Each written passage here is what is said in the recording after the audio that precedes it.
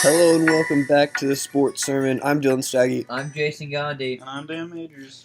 and we are back here today. It is July 2nd, the day after free agency has started, and we're going to talk about all of the big moves that have happened so far in the NBA. So first, a deal that happened before midnight, a big unexpected deal. Paul George goes to the Oklahoma City Thunder, and in return, the Pacers get Victor Oladipo and Domantas Sabonis. So let's give a grade of the trade for both teams. First, the Thunder. Dan, what do you think? I give the Thunder an A. I mean, you get a superstar player for a starter and a role player. That's just amazing, honestly. And this puts them to the next level. Yeah, I gave them an A plus because if you go back to last year's trade, when they got Oladipo and Sabonis, they traded away Serge Ibaka, so they basically swapped Paul George for Serge Ibaka. Like, that's unbelievable by the front office and Sam Presti. They have done a great job of putting pieces around Russell Westbrook, and now, like you said, it puts them to the next level. And I get that they might not stay, but you at least get fans excited from that 1 year.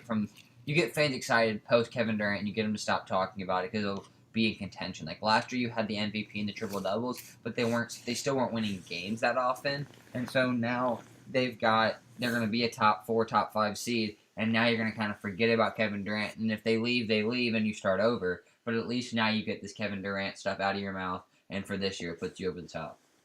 Yeah, for the Thunder, they didn't love Victor Oladipo anyway, so they're actually paying him, or he's actually getting paid more this season than Paul George. So they even got rid of, I think, $4 million in cap space from this trade.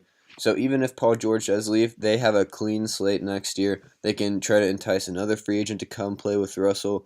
So even if Paul George only stays for 1 year, they still got rid of cap space for the future, as Victor Oladipo had, as getting $21 million for the next 4 years. So I really love it for the Thunder. But let's move on to the Pacers now.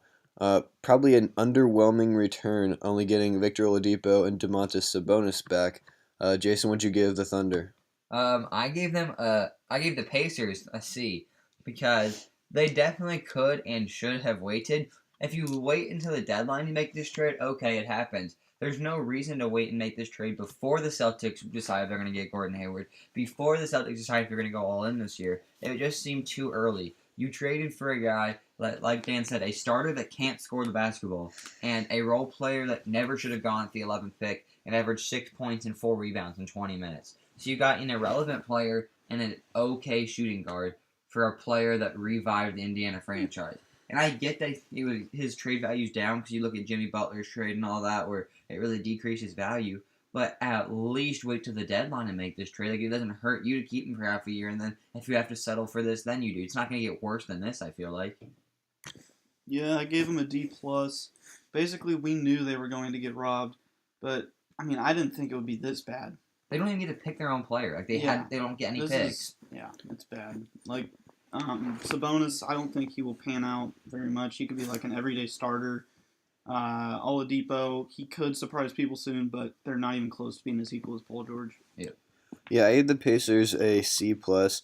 Obviously, the big Boston offers that apparently they offered came out after the three first round picks of Boston's, not the Nets pick or anything, and then Jay Crowder and another Celtic starter, which obviously I think the Pacers would have liked that a little more.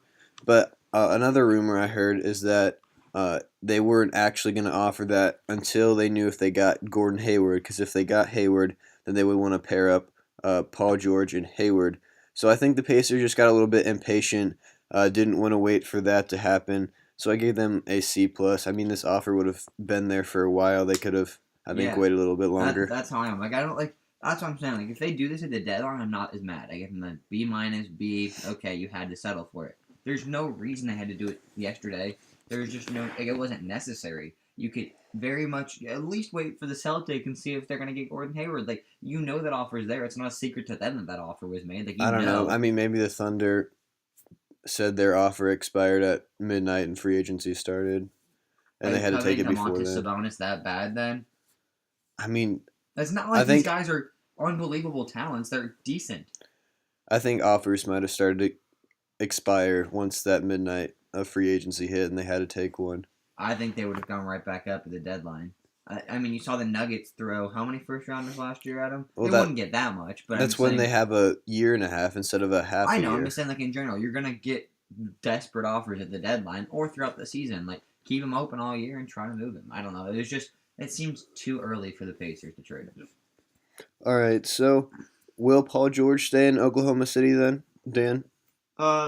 Basically, it depends on two things: if they win, and if Westbrook and him get along. What's your definition of winning? Like championship or like going to the playoffs? I'd say playoffs as like a 3 or 4 seed or something. Okay. But the Westbrook getting along thing, him and Durant did not get along, obviously. So 2 superstars, maybe Westbrook won't get along again. But I think Westbrook will realize he needs George if he wants to do anything in the playoffs. Yeah. I don't think Paul George stays, and I'm taking it to another level. I don't think Russell Westbrook stays next year. He has a player option next year. I think both are gone, and they're both going to go to LA. That's been talked about a lot, is that they're coming up together for this year, see if they work well, like you said, and if they enjoy playing together, teaming up over in LA and starting to build something there. So that's what I see happening. But I think, like you said, it's contingent on do they get along, because Westbrook didn't get along with one of the most passive superstars we've ever seen in NBA history in Kevin Durant, and he still couldn't get along with him. What's going to happen when you get somebody like Paul George that calls out his teammates every time they miss a shot? Like, I could see them butting heads and not working out, but if it does, then it could be a beautiful combination that's going over to the Lakers next year. If they don't work out, do you think Russell would stay with the Thunder Yeah. and Paul George would go to LA LA? and probably try to get LeBron or Klay Thompson or whatever. Yeah, I don't think Paul George stays, but if they do have a little bit of success, maybe the 3rd seed and get to the conference finals, I could see them maybe wanting to stay, especially if it's not looking bright in LA. I was gonna say, but like, if you look at the teams, like it's not like the Thunder look that much, unless they get Rudy Gay, then it's a question you decide. But besides George and Westbrook, like Oklahoma City's team is worse than the Lakers. Like Andre Roberson and Jordan Clarkson. Now you've got Lonzo Ball, who's fun to play with. He'll make you want to play. Like, if you just look at the Lakers versus the Thunder, take out the superstars, you want to go to the Lakers. If something happens this year, then yeah. But I just mean, like, from right now, why wouldn't you go to the Lakers and do the exact same thing? Yeah, we'll have to see about that next summer. But what do you think the seed will be for the Thunder this year going into the playoffs, Dan? I think they'll be either like a 3 or 4, maybe. That's their ceiling. I'm basically choosing between them and the Rockets. It's a toss-up right now, honestly, but I put the Thunder at 4 only because the Rockets have like more pieces and Who's your 2? the Spurs. Okay. Yeah, I went Warriors, Rockets, Spurs, Thunder. So I have the Thunder at my 4, and they were for me, it was between 4 and 5 with them and the Timberwolves. Yeah, I think 3 or 4 seed, because I'm not a huge believer in the Spurs if they don't start to make any moves. Like, they have the same guys from last season, and guys like Gasol, Tony Parker's hurt, I think. I'm not a huge believer in the Spurs. If they don't make any moves, they might drop to the 4 seed. I'm not gonna lie, like I looked at the Spurs roster and I'm like, okay, yeah, there's no way they'll be that good. But then at the same time, it was like, all right, they always seem to be good. So like I left them out there anyway. Like if you look at their roster, I'd put them below the Clippers. Like they're not good, but like somehow Popovich makes them like the 2 or 3 seed every year. That's why I have them at 3, just because like they're always a 1, 2, or 3 seed. I'm like, okay, I don't like them this year. They'll be a 3. Like Right now, I think the Rockets have surpassed them, and the Thunder possibly could. Yeah. All right, so what does this mean for the Pacers, though? Let's shift over to that. Is that a good start to the rebuild? Do you like the move at all? Like, what are they going to do in the future? I mean, this could help the rebuild a little bit, but it's just simple. Just tank and build around Miles Turner. Yeah, I put it in 3 words: tank and pray. I'm not sure that Oladipo or Sabonis are part of a long-term rebuild. I think Oladipo is a short-term. We need people to come to the arena still because he went to IU. He's an exciting player. I know Dylan loves him. Like, he's an exciting guy to watch. I think Oladipo is more of a, all right, we need for people to come to the gym still. All right, let's put him in here. And Sabonis, if he works out, he works out, but I don't think he will. So I don't know. I didn't love that for the start of a tank, but you've got a great player in Miles Turner who keeps developing. I'm a big fan of TJ Leaf if he can expand his game So I don't know. I think the rebuild will be fine. I'm just not sure this trade specifically did anything to help it. Yeah, I think the Pacers have a decent start to the rebuild. I mean, they've got Miles Turner, a guy to build around. T.J. Leaf, who they just drafted this year. Another lottery pick in Sabonis that they got from the trade. And Ngbogu, who's a great value in the second round. He might turn out to be something. And a two guard for the next few years. Now they just got to worry about the point guard and the small forward position. How long's Oladipo locked up? 4 more years. I think you'd trade him eventually, wouldn't you? Maybe. But, I mean, he's a two-way player at the two guard. There's not a lot of those in the NBA right now. Yeah, but is he able to pop a three enough to be a consistent 3-and-D guy?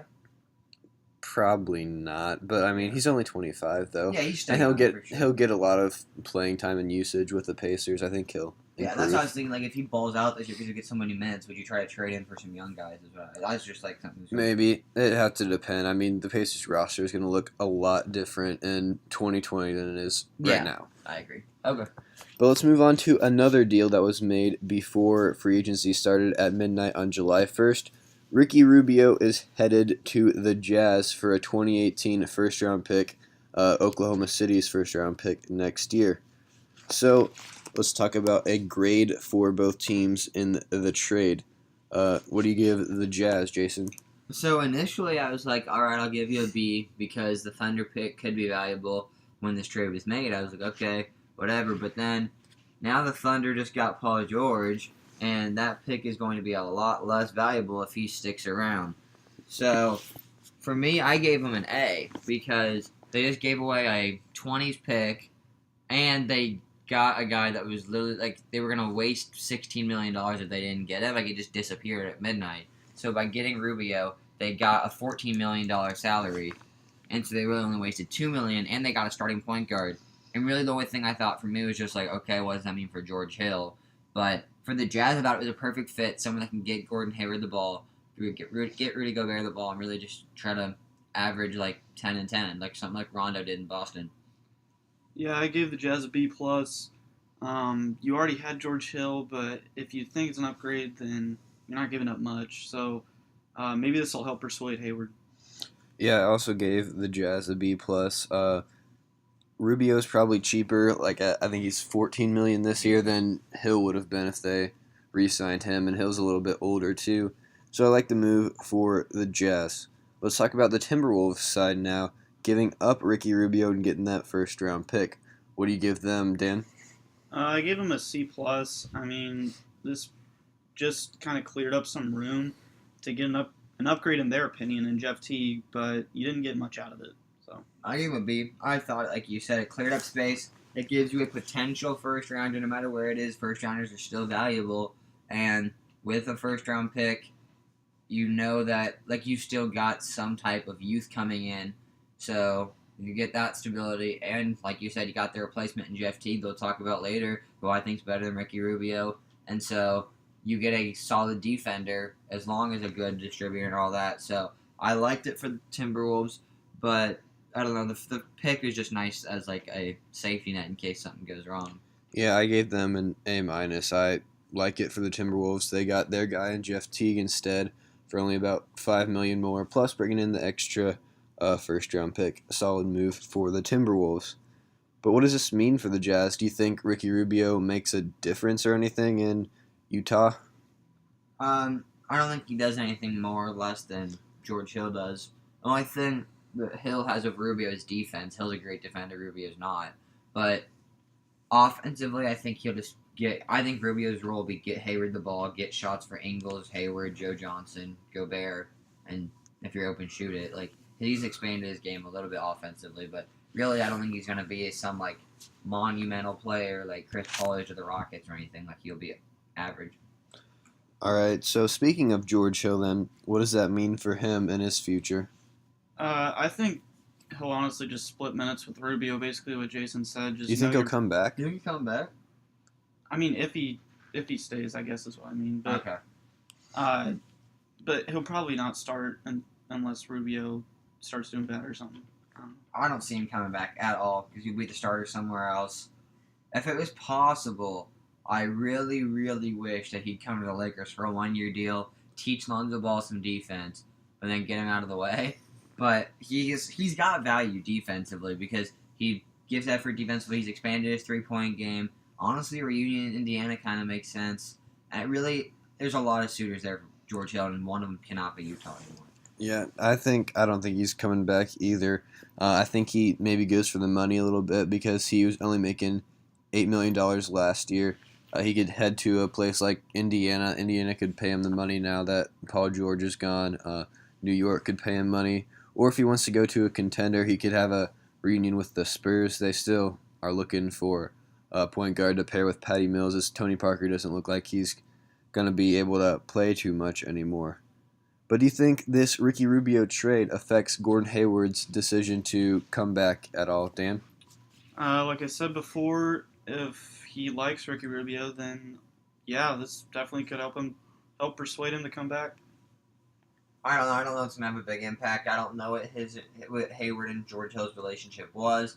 I don't know if Rubio and Hayward have ever talked before. Like, I don't know the ins and outs of the NBA like that, so I don't know if it's gonna affect that much. But at least, if anything else, he's gonna get a guy that'll give him the ball more. Yeah, I think it kind of signals to Gordon Hayward that the Jazz are trying to build something, though. And if they didn't think they were going to get George Hill back, definitely a solid move to make sure they have a point guard for next season locked up before they try to convince Gordon Hayward to come back. I think it makes a little bit of a difference. But let's talk about another Jazz move. They brought back Joe Ingles on a 4-year, $52 million deal. He's only really had one good year last year in the NBA. Is $13 million a year a good deal for the Jazz? Do you like the move, Dan? That's a bit expensive, but and you don't know what you're really getting with him. But I mean, if you like him, then why not? I guess. Like you said about Rubio, I think it signals to Gordon Hayward we're building something. You guys mentioned to me that I guess they're really good friends, which I didn't know. And I mean, if you sign him back, then you give Hayward another reason to come back to the Jazz. I mean, you saw the opposite in OKC. They traded Serge Ibaka, who was Kevin Durant's best friend on the team, and then you saw him leave that summer. So, not that that was the only reason, but I mean, little things like that definitely do affect superstars.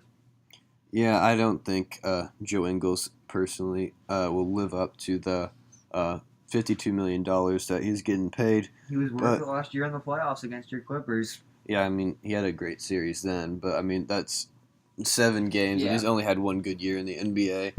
Plus, I think he's kind of already up there in age, not super young. It's not like you're giving a 23-year-old this money. Yeah. That's going to improve a lot. But I think the Jazz had to do it, though. They have to try to convince Gordon Hayward, and they had to get him back, so he's on the Jazz's side when they go to try to convince Gordon Hayward.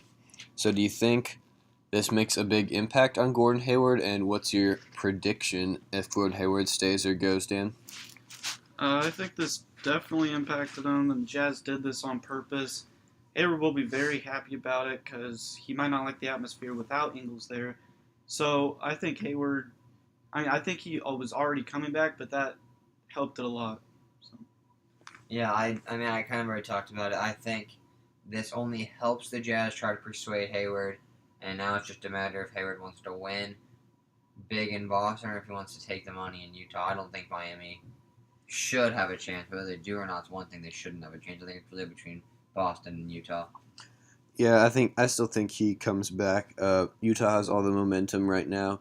Boston, it still looks like, to Gordon Hayward, I would think, that they're not trying to win right now. They're still going for the future, still hoarding all those picks. So I think Utah has all the momentum, and I think they still keep him right now. But let's move on to Jeff Teague now. Signed a 3-year, $57 million deal with the Timberwolves. Was he worth the upgrade over Rubio in the Timberwolves backcourt? Dan, what do you think? I think if you like him, why not get him? And I think it's an upgrade also. Rubio with 11, 4, and 9 last year, and T with 15, 4, and 8. Yeah, I actually had the same stats. I think for only $5 million and for a first rounder, it's definitely worth it just because he brings more scoring, and I think it helps put the Wolves to another level because you've got a point guard that can score the basketball. Yeah, I also like the move for the Timberwolves. I think they really needed some shooting, especially 3-point shooting, with Jimmy Butler and Andrew Wiggins doing a lot better inside the arc. So I think he makes more sense with the Timberwolves' new roster. But where do you think the Wolves will finish this year? Only 31 wins last year, but do you think Jeff Teague, Jimmy Butler can help put them over the top into the playoffs and have a decent seed next year, Dan? I think they will definitely put them over the hump, and they could. I think four seed is their ceiling, but I have them at like a 5 or a 6. Yeah, I am at a 5. I think they could potentially switch with the Clippers to 5-6, depending. Because, I mean, it was the same thing last year with the Timberwolves. Oh, they're supposed to be really good. This is the day they're going to put it together, and they didn't. So I know they got Jimmy Butler and all that, but I'm still trying to at least pump the brakes and not go too all in on the Timberwolves. I think they could be anywhere from a 5 to 7 seed. Yeah, I see 5 or 6 probably. I mean, these guys have never played together, so we don't know how well they'll gel. But based on talent in the roster, I think a 5 and 6 seed is a reasonable expectation for the Timberwolves next year. But let's move over to the Eastern Conference, where the process grabbed 2 new assets for this year. J.J. Redick on a 1-year, $23 million deal, and Amir Johnson on a 1-year, $11 million deal. So, does this make the Sixers contenders next year? Will they make the playoffs, Dan? Depends on the definition of contender, but I would say they're contenders to go lose to LeBron and the Cavs. So. Yeah, I think they make the playoffs. I have them as, I don't know, I think they're very young still. Simmons has not played a game. Fultz has not played a game. Sarge played 1 season, and Embiid played 31 games. Like, you can't go all in and have your own nickname and all this stuff if you have not played games or together. Like, I think Sixers fans and Sixers bandwagon fans and all that just need to chill out a little bit. I love the J.J. Redick move. Don't get me wrong. I think that's a beautiful fit. It lets Markel stay at the 1, and now he's got options at all 4 positions. But it does not mean that they're just automatically going to ball out, and the process is all this. Like, I think Sixers fans need to chill out a little bit.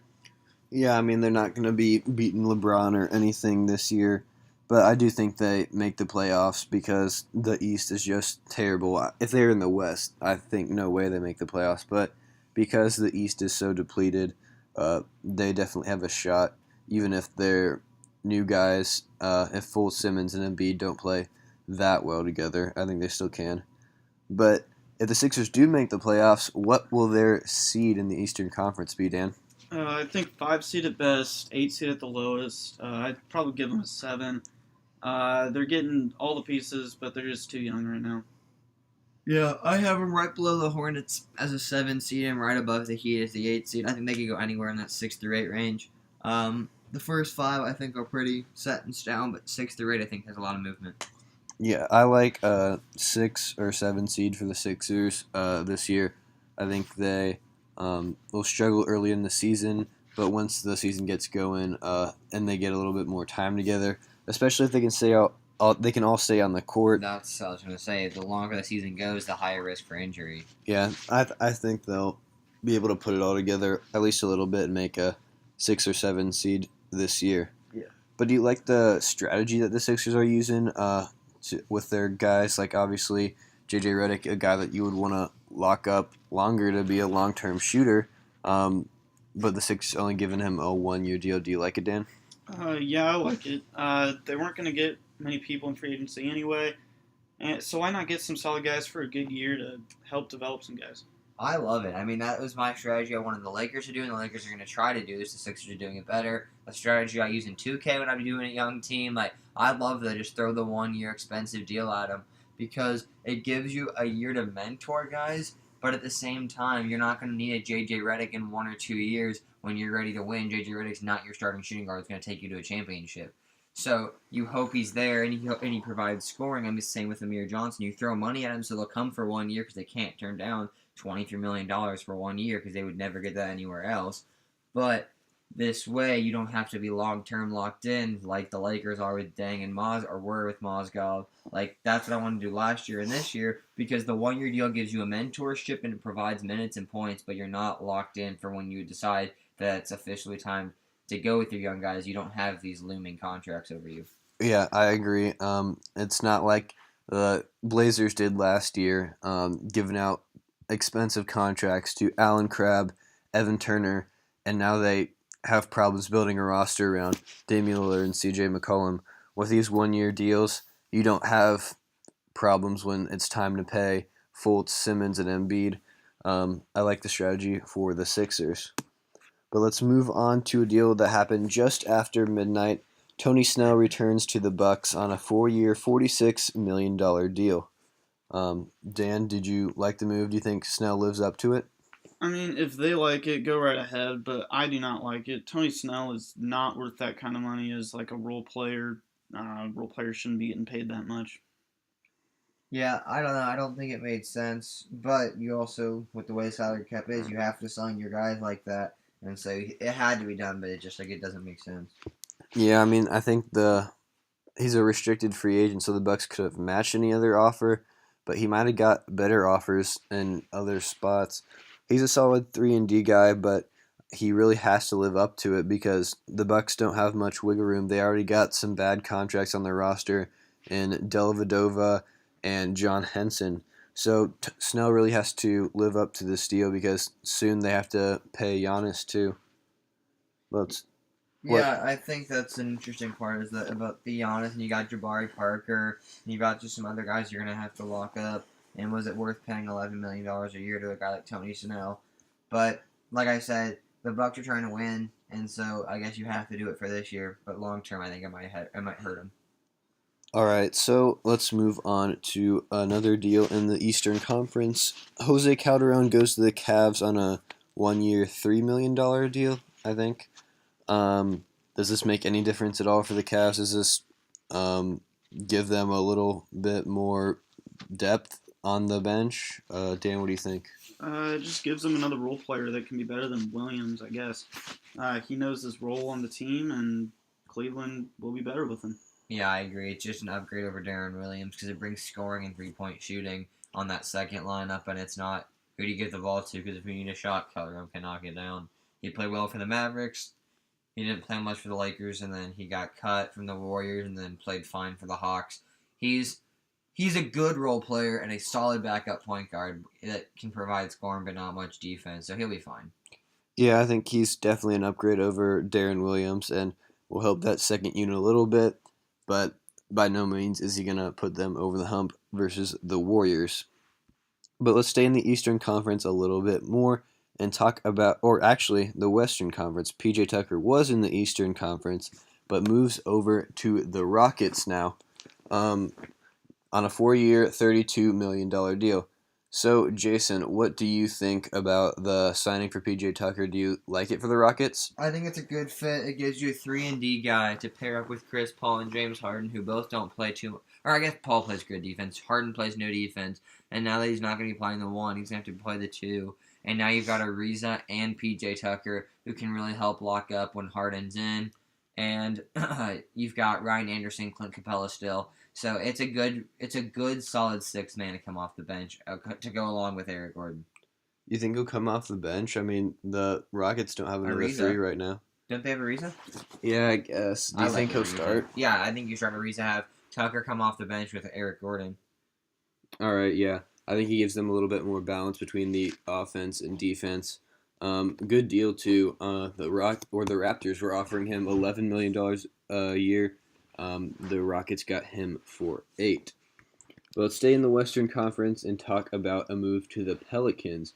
Jrue Holiday stays with the Pelicans on a 5-year, $125 million deal.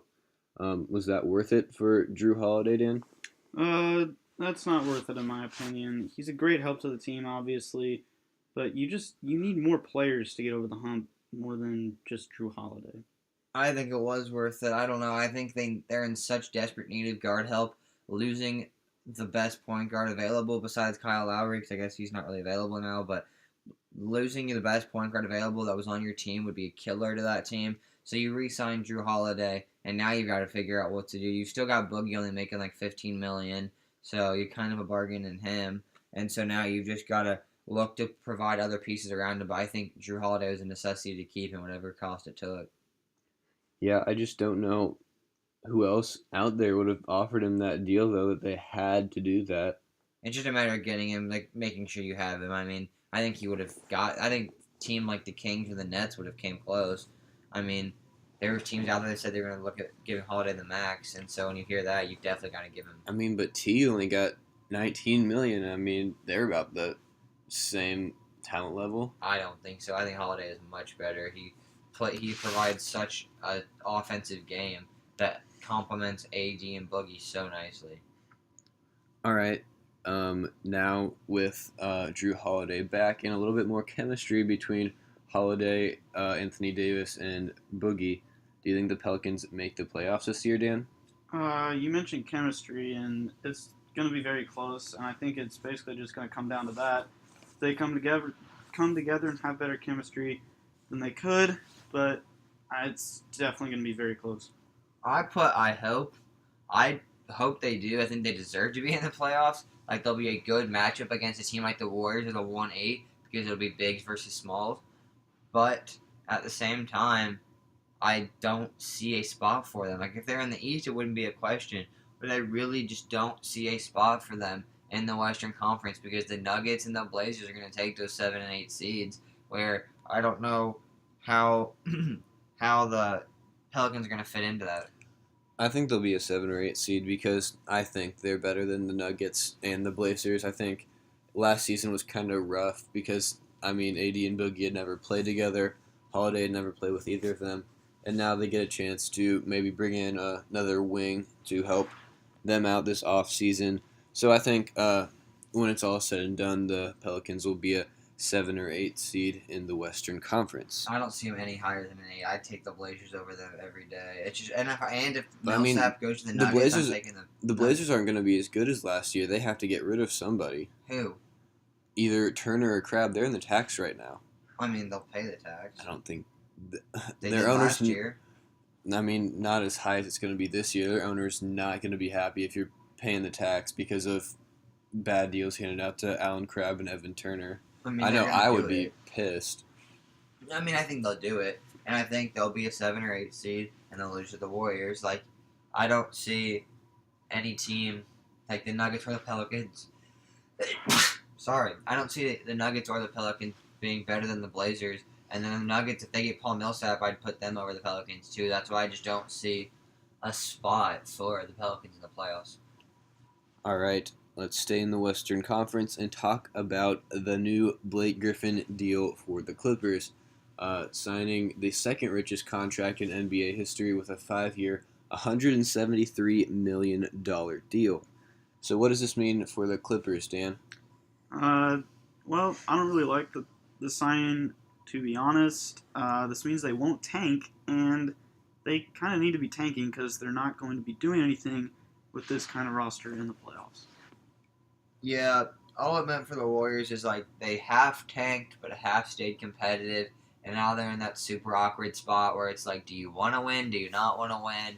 You don't really know because I think you'll get in the playoffs, but then like you kind of don't want to make the playoffs because now you're gonna get a 19, 20, 21 pick, and then you're not gonna get a good player. They're gonna keep going through the same circle. So really, I feel like this is the start of going in circles for the Clippers with Blake Griffin, something they're used to, just at a much higher level of success. But I don't know. I don't really like it, but I feel like at the same time they had to re-sign him. I mean, the problem is with the Clippers, though, when they tried to contend, they threw away all their first-round picks for the next few years to try and get new pieces, which, I mean, they wouldn't control those if they try to tank this year. So I think it's a solid move. I'm weary about the 5th year for Blake Griffin, though, with all of his injury concerns, and he'll be up there in age, I think 33 by the time his contract is up. But I think he'll play a lot better without Chris Paul. This roster can be built around his talents instead of Chris's talents now. So he'll get a chance to show off his point guard abilities, and it's the Point Blake era. I do not think he will touch the ball at point guard. Yes, he does. There's no way. He's Blake not Griffin? good enough. Yeah. He's so slow. Are you serious? Yeah. I thought you were kidding. Yeah, I thought you were too. No, like actually, that's what he's gonna do next year. That's gonna be ugly as heck. They might not make the playoffs. Yeah, if Blake good luck, Griffin's your bud. No, point that- guard. That's terrifying. He's so slow. I would just I mean, match he's not up going Chris to- Paul on him and be like, all right, I'll take the ball every time. I average 20 steals against you guys.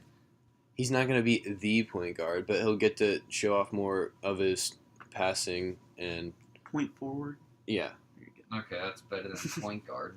I was gonna say, if you have Blake Griffin suiting up at point guard, I mean, he's That's not a actually gonna start terrible at lineup. point guard. yes, at the Point Blake era. Yeah, That's why I a was like, point hold up. forward. Hold up. So similar like what Julius Randle and Giannis and Ben Simmons are doing, where they're just gonna lead the breaks and stuff. Yes. All right. I don't know. I still am not buying it, but all right. But one thing that came out, especially on Twitter after this Blake Griffin deal, was a T-shirt that someone made. It compared MLK, Barack Obama, Abraham Michael Lincoln, Jackson, a bunch of guys like that, and also had Blake Griffin on the same T-shirt. Dan, what are your thoughts on it?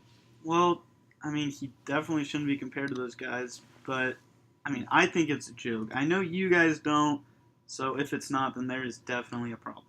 I think it's just disrespectful and, like you said, like it's a joke, but I don't know if they meant it as a joke. Like the fact that you're comparing a guy that's maybe not even a top 10 player in the league It's not to, even close. yeah, like he might not be like top 20. Like someone like that, comparing him to like great people of America and like all these great people, like it was just disrespectful and just like unnecessary. Like I get that you're excited, but make another banner of his picture to hang up in the gym. There's no reason for a shirt to come to disrespect all these great people that came before him. I just think it's kind of weird. Blake's kind of a jokester kind of guy. It doesn't seem like he would really care that much if they had a T-shirt comparing him to all of these great people to try to convince him to re-sign. I don't think it makes a lot of sense. I personally have no idea who made it or why they made it, but I guess it is what it is. But the Clippers, why did they do this deal? What do you guys think? Like I said, I think they had to, but at the same time, it just like it puts you in the awkward position of you don't really want to you don't really want to win because you know you don't have a choice. I mean, there's reports coming out like all over the place that this is like the biggest year where teams are trying to tank instead of going for a late seed in the playoffs because you just know it's not worth it. Like the Clippers are now like if it was a 1 or 2 year deal, like you said with those picks, okay, you've got this guy for 5 years. Like I don't know. The Clippers don't even have their picks for about 3 or 4 more years. I mean, that's sad in and of itself. But then you trade for picks and all that. But I don't know. I just don't understand the Blake Griffin move. But at the same time, I get that you had to sign him. But ideally, I guess you trade him last year, like I've been saying for the last year and a half, is you trade Blake Griffin and you start over because the team wasn't going anywhere the last 2 years. And now you're just going to be not contending, but also not building anything. Yeah, I think the Clippers really had to give him that extra year because if not, he looked like he was going to go somewhere else, and they finally had to give in. He did not get a no-trade clause, though, so as stuff starts to not really work out, they can deal him at any time. But let's stay in the Western Conference and move on to the new Steph Curry deal, signing the richest contract in NBA history, 5 years for $201 million. Dan, what'd you think about the deal? I like it. 2-time MVP, he should be getting paid that much. Plain and simple, especially after the way he played this past finals. Yeah, I just think Steph Curry, top 5 greatest player in the league right now. He's actually like underpaid. I know LeBron was talking about it, and I've been saying it for a few years with these type of guys. Players that have such an impact on a city, a franchise, and a team are getting underpaid with being able to have these maximum contracts. Like, LeBron should not be only making $40 million. He brings in hundreds of millions of revenue and sales and everything, just like Curry. Curry has revolutionized the NBA. There's no reason $40 million should be his cap. Like, both, like, these type players, although, like, it sounds like so much money, are, like, actually getting underpaid. Yeah, definitely. I mean, they should be getting a lot more. But the only problem is it would just be impossible to build a roster if LeBron was taking all 99 million of the cap space for the Cavs, though. But does this Steph Curry deal handicap the Warriors a little bit? Will they have enough depth next year to try and go back to another championship? Because this is the richest deal in NBA history, $40 million a year. That's over 40% of the cap space. What do you think? I think they'll be fine. You got Andre Iguodala and guys that just play their role, and if you don't like it, I mean, 4 superstars, they can make up for it. Yeah. I don't know if it's really a big deal. They got their guys. They have the exact same team as last year, besides 2 role player centers that they'll definitely be able to find in free agency late in the days. I'm not worried about it. The Warriors are going to be champions. I think now that they got Iguodala, that was the big piece for me. That was the only reason I was a little bit hesitant, but they got him. Done deal. I think they're champions. Yeah, I think the depth will be a little bit worse because Iguodala, Livingston, David West are all getting a little older. But I don't think it really handicaps the Warriors a ton because they can just get a few minimum contract guys that'll be able to produce. But let's move on. Jason mentioned Andre Iguodala and Sean Livingston a little bit. Those deals for the Warriors, $24 million combined for those two. Do you think it's worth it for the Warriors? Yeah. Okay. Yeah, I like it. I mean, they've been huge these past few years as role players, especially in the finals. So, if they can get these 2 guys back, then they're definitely set for this year. Yeah, I mean, they got him. Is it worth it? Heck yes. It gives you their depth that they needed. The 2 most valuable role players on the Warriors they got back. Yes, it was worth it despite how much it cost. Yeah, I definitely worth it for the Warriors. They do have to go into the tax a little bit, and I mean that's the owner's choice, but definitely worth it if they're bringing in new championships. So I think that's going to wrap it up for the news that we have right now. We'll be sure to put out more podcasts in the future as more deals in free agency come out. Yeah, we're going to try to put one out every day, like the next morning of, because you never know when these deals are going to be made. It could be 11, 12 Eastern time. So we're going to put them out every morning. So like Monday morning, we'll have another one for you based on what happens today, unless it's just a dud of a day. But we'll have free agency every single day, and then we'll have Summer League podcasts, including Orlando, Utah, and Las Vegas, as that starts off yesterday, and it just continues through July 17th. We will be having all of that covered. So NBA is the road we are taking, with maybe a little bit of MLB scattered throughout. Yeah, thank you guys for listening, and if you want to see the rest of that content, make sure you hit that subscribe button. If you enjoyed this video, hit the like button, and follow our Twitter account. We will post on there every time we post a new video or a new article on our website. The link is in the description for that. Thank you guys for listening, and we will see you tomorrow with more NBA free agency.